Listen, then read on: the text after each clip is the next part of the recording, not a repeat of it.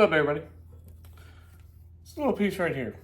This looks like a burnt something, right? It can either be your best friend or a big old pain in the backside.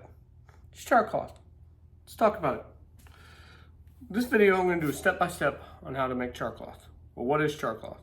Char cloth is simply cloth that has been burnt to where there's no oxygen or flammable material, I guess, basically, inside it. Generally, it is either 100% cotton, or you can do jean material.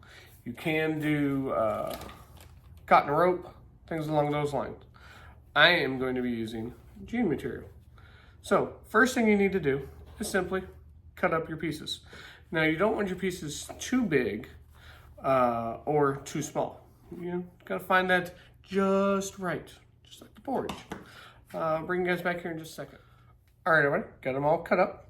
Now, the next thing you're gonna need is some sort of metal tin to be able to put your material in to char up. And, you know, one of these little metal tins that you can get with any games these days, Altoids tins, whatever. Now, for me, as I've always found, puncture a hole right there on the top. Some say you don't need it. I find it personally that it makes my life a lot easier because it's an easy way to see when all the flammable material is done. I'll show you about that. But now, let's go to the next step. All right, your next step is you're gonna need some sort of stove. This one I'm just using a regular old alcohol stove made for me by Bruce over at Fab Creations.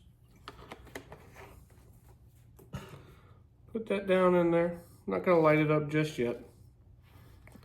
Gonna take my metal tin for the next step. Now, some people will put a little grate or something down there on the bottom. That way you don't have to worry about your pieces potentially sticking to the bottom. But I personally don't.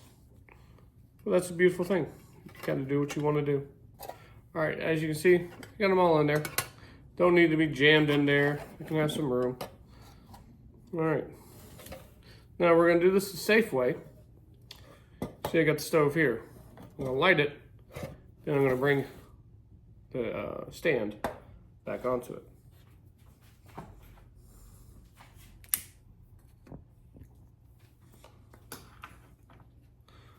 Gonna let this bloom up, put that on top. Bring you guys back here in just a second. All right, everybody, we've got bloomage. Take my stand, put it right on top. Now we're gonna let this go. I'll bring you guys back here in a second when it starts to smoke up and flame on.